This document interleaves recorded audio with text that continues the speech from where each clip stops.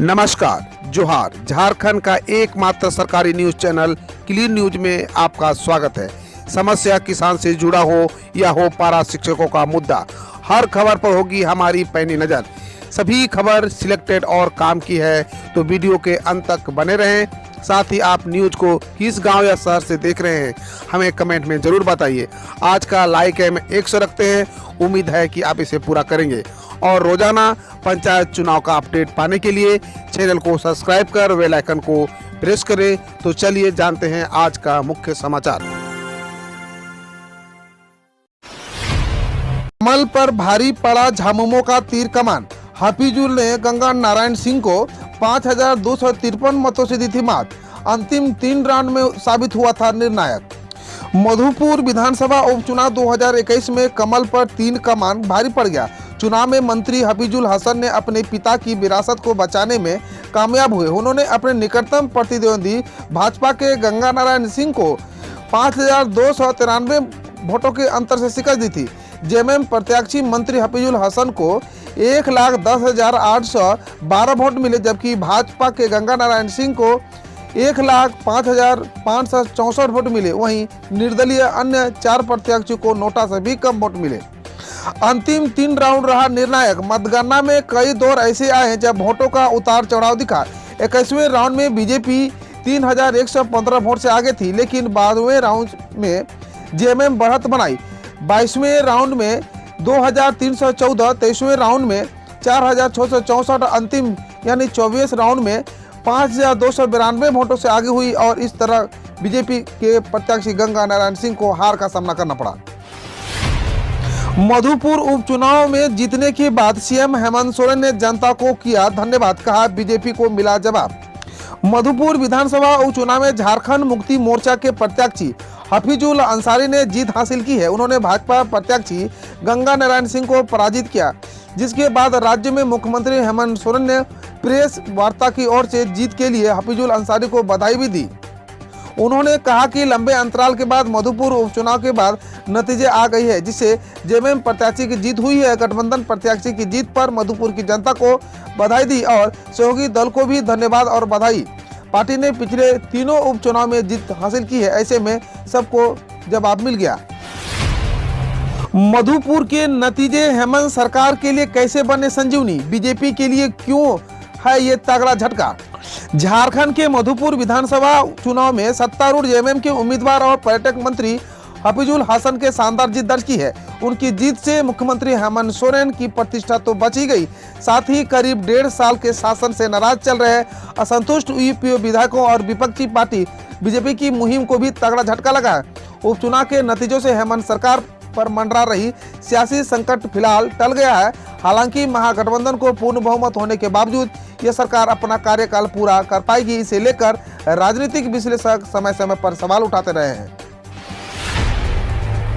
मधुपुर हार के बाद शुरू हुआ भाजपा में आरोप प्रत्यारोप। मधुपुर उपचुनाव में पार्टी की हार के बाद कार्यकर्ताओं की नाराजगी उभरने लगी है। कार्यकर्ताओं ने नेतृत्व वर्ग से सवाल करना शुरू कर दिया है, साथ ही उन लोगों को भी निशाने पर लेना शुरू कर दिया है जिन्होंने मधुपुर उपचुनाव में प्रचार प्रसार का काम दिया था। इंटरनेट मीडिया पर ऐसे बयानों की भरमार है। पार्टी के सक्रिय कार्यकर्ता प्रभात रंजन ने इंटरनेट पोस्ट किया है कि सुस्त प्रदेश और संगठन मंत्री व प्रदेश अध्यक्ष की वजह से पार्टी की हार हुई है।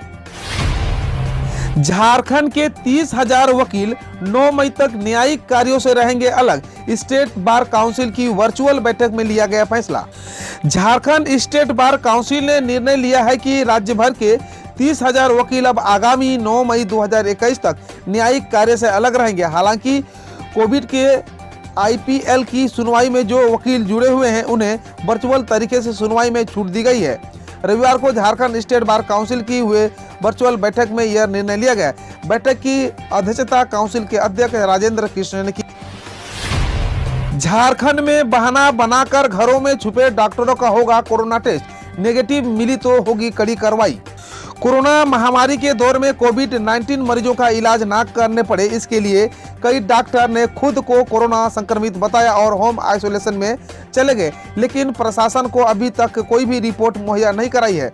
इसके बाद रांची के उपायुक्त अब एक्शन में आ गए हैं। ऐसे डॉक्टरों की एक लिस्ट तैयार की गई है जिन्होंने अपने संक्रमित होने की जानकारी नोटिस के बाद ही, लेकिन उन्होंने कहा कोई भी साक्ष्य अर्थात रिपोर्ट साझा नहीं की है, जिसे देखते हुए रांची उपायुक्त रवि रंजन ने एसडीओ रांची को यह निर्देश दिया है कि ऐसे डॉक्टरों का घर जाकर कोविड टेस्ट कराया जाए ताकि दूध का दूध और पानी का पानी हो सके।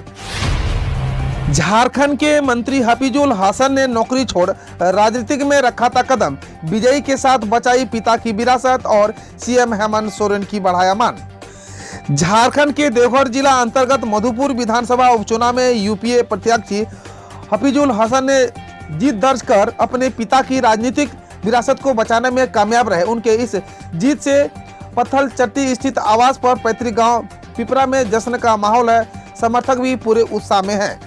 आपको बता दें, मंत्री हफीजुल हसन के पिता हाजी हुसैन अंसारी का निधन मंत्री रहते 3 अक्टूबर 2020 को रांची में हो गया था। उनके कारण ही खाली हुए मधुपुर सीट के लिए उपचुनाव हुआ। इस उपचुनाव में न सिर्फ हफीजुल हसन को अपने पिता की राजनीतिक विरासत बचाने की चुनौती थी, बल्कि चुनाव जीतने से पहले ही हेमंत सरकार में उन्हें मंत्री बना दिया गया था। झारखंड के पंचायत सचिव अभ्यर्थियों ने राष्ट्रपति से लगाई गुहार, कहा शीघ्र नौकरी दे या उन्हें मृत्यु दंड दिया जाए। झारखंड में पंचायत सचिव अभ्यर्थियों ने राष्ट्रपति से हमें बचा लीजिए कार्यक्रम चलाया गया है। राष्ट्रपति हमें बचा लीजिए कार्यक्रम के तहत पंचायत सचिव परीक्षा के अभ्यर्थियों ने राष्ट्रपति रामनाथ कोविंद को पत्र लिखकर मार्मिक गुहार लगाई है। पंचायत सचिव अभ्यर्थियों ने राष्ट्रपति से यह निवेदन किया है कि पंचायत सचिव परीक्षा का शीघ्र परिणाम जारी कर उन्हें शीघ्र नौकरी दी जाए, अन्यथा उन्हें मृत्यु दंड दिया जाए। सीएम हेमंत सोरेन आज करेंगे विभिन्न योजनाओं की समीक्षा। मुख्यमंत्री हेमंत सोरेन आज वीडियो कॉन्फ्रेंसिंग के माध्यम से सभी विभागों की समीक्षा करेंगे। इस क्रम में राज्य सरकार द्वारा संचालित सभी महत्वपूर्ण लोक कल्याणकारी योजनाओं की समीक्षा करेंगे। इस संबंध में मुख्य सचिव द्वारा पत्र जारी किया गया है, जिसमें विभिन्न विभागों के सचिवों से अनुरोध किया गया है कि वे विभिन्न योजनाओं के कार्यान्वयन के लिए एक कार्य योजना का साथ उपस्थित हों, ताकि महामारी के इस दौर में राज्यवासियों को राहत पहुंचाया जा सके। उच्चतम न्यायालय ने झारखंड बिजली बोर्ड को फटकार लगाई। 3 मई बिजली आपूर्ति में अपने नियम और शर्त बनाने के लिए उच्चतम न्यायालय ने झारखंड बिजली बोर्ड को फटकार लगाते हुए कहा कि उपभोक्ताओं के प्रति उसे निष्पक्ष एवं तार्किक होना पड़ेगा। न्यायमूर्ति एल नागेश्वर राव और न्यायमूर्ति विनीत शरण की पीठ ने झारखंड उच्च न्यायालय के निर्णय के खिलाफ बोर्ड की तरफ से दायर अपील को खारिज करते हुए यह टिप्पणी की है। अब खबर देश विदेश और देश की विभिन्न योजनाओं एवं राजनीतिक गलियारों से। नंदीग्राम सीट पर हारी ममता बनर्जी, अब कैसे बनेगी मुख्यमंत्री, जाने क्या है नियम। पश्चिम बंगाल के चुनावी संग्राम अब थम गया है। बंगाल विधानसभा चुनाव में खेला हो गया। भाजपा की सारी रणनीति धरी की धरी रह गई और ममता बनर्जी की पार्टी तृणमूल कांग्रेस ने एक बार फिर बहुमत से सत्ता में वापसी कर ली है। बंगाल की जीत को लेकर खीर में नमक आने से जैसी स्थिति उस वक्त बन गई जब पता चला कि पार्टी जीत गई है, लेकिन टीएमसी प्रमुख ममता बनर्जी नंदीग्राम सीट से चुनाव हार गई है। ऐसे में सबके मन में यह सवाल है कि अब ये मुख्यमंत्री कैसे बनेगी। हार कर भी बन सकती है सीएम, जानिए नियम।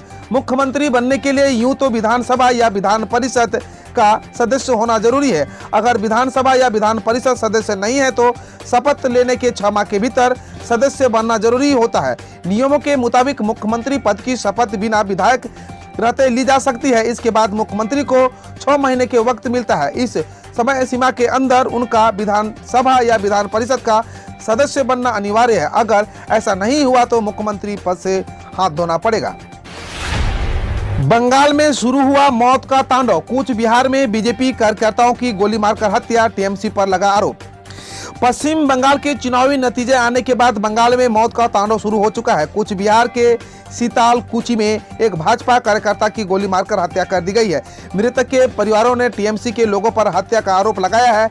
इससे पहले टीएमसी के गुंडों ने नंदीग्राम समेत कई जगहों पर भाजपा कार्यालयों व भाजपा कार्यकर्ताओं के घरों में आग लगा दी। कूच बिहार में जब मतदान हो रहा था तब भी भाजपा समर्थक आनंद वर्मा को गोली मारकर हत्या कर दी। ममता बनर्जी के जीत के नशे में टीएमसी कार्यकर्ताओं ने बीजेपी वर्कर की लूट ली दुकान। वीडियो हुआ वायरल। इंटरनेट पर एक वीडियो वायरल हो रहा है। वायरल हो रहे इस वीडियो में लोगों को एक दुकान को लूटते हुए देखा जा सकता है। सोशल मीडिया पर दावा किया जा रहा है कि यह वीडियो पश्चिम बंगाल में टीएमसी की जीत की शुरुआती रुझानों के बाद शूट किया गया है। बताया जा रहा है कि दुकान को इसलिए लूट लिया गया क्योंकि यह भाजपा कार्यकर्ता था। अब एक और वीडियो सामने आया है जहां एक मुस्लिम महिला को यह बातें कहे सुना जा सकता है कि दुकान उसके भाई की थी और वह भाजपा कार्यकर्ता था। उसी वीडियो को देखी गई एक अन्य मुस्लिम महिला रो रही थी क्योंकि दुकान लूट ली गई थी। मिलिए बनाती श्रीनिवासन से। कोयम्बटूर में मैदान में हिंदी, हिंदू और मोदी विरोधी कमल हसन को चटाई धूल। तमिलनाडु विधानसभा चुनाव में इस बार बीजेपी खाता खोलने में सफल रही है। उसे 4 सीटों पर कामयाबी मिली है। इसमें से एक सीट कोयम्बटूर दक्षिण की है। त्रिकोणीय मुकाबले में यहां बाजी बीजेपी की नवाती श्रीनिवासन के हाथ लगी है। मक्कल निधि मय्यम बनकर राजनीति के मैदान में उतरे कमल हसन के चुनाव लड़ने की वजह से यह सीट चर्चा में रही थी। पाकिस्तान कभी नहीं सुधर सकता। सांबा सेक्टर में एक बार फिर की गोलीबारी। भारत द्वारा लगातार सीजफायर समझौते का पालन करने के आग्रह के बावजूद पाकिस्तान अपनी नापाक हरकतों से बाज नहीं आ रहा है। पाकिस्तानी सेना ने लंबे समय के बाद एक बार फिर सोमवार की सुबह सांबा सेक्टर में सीजफायर उल्लंघन किया। सेना के प्रवक्ता ने जानकारी देते हुए बताया कि पाकिस्तान ने सांबा सेक्टर में सिविलियन आबादी और सेना के चौकियों को निशाना बनाकर भारी गोलीबारी की और मोर्टार से गोली दागी, जिसके बाद भारतीय सेना ने भी जवाबी कार्रवाई में फायरिंग की। डीएमके के जीतने पर महिला ने मंदिर में काट कर चढ़ाई जीभ, किया था वादा। तमिलनाडु में एक महिला ने अपनी जीभ काट दी और राज्य के विधानसभा चुनाव में द्रविड़ मुनेत्र कड़गम के जीतने के बाद अपना वादा निभाने के लिए मंदिर के देवता को अर्पित कर दिया। 32 वर्षीय वनिता ने जाहिर तौर पर 2021 के विधानसभा चुनाव में डीएमके की जीत पर ईश्वर के बलिदान के रूप में अपनी जीभ काटने का संकल्प लिया था। डीएमके के जनादेश को जीतने के बाद वनिता सुबह मुथल्लम मंदिर पहुंची। अपनी जीभ काटकर मंदिर के देवता को अर्पित करने की कोशिश की, लेकिन पूजा स्थलों में कोरोना से संबंधित प्रतिबंधों के कारण वनिता ने मंदिर के द्वार पर कटी हुई जीभ छोड़ दी और टकरा गई। इसके बाद उसे अस्पताल ले जाया गया। बंगाल के नतीजों पर शिवसेना बोली, मोदी शाह के अजय नहीं, सिब्बल ने बताया घमंड की हुई हार। पश्चिम बंगाल विधानसभा चुनाव में बीजेपी की हार के बाद विपक्षी पार्टियों ने पीएम नरेंद्र मोदी और गृह मंत्री अमित शाह पर हमला बोल दिया। शिवसेना ने कहा कि बंगाल चुनाव परिणाम ने साबित कर दिया कि पीएम मोदी और गृह मंत्री अमित शाह अजय नहीं हैं। वहीं कांग्रेस ने कहा है कि यह घमंड की हार है। बड़ी मुसीबत में फंसे कांग्रेसी। बंगाल में सुपड़ा साफ होने के बाद ईवीएम को भी नहीं दोषी ठहरा सकते।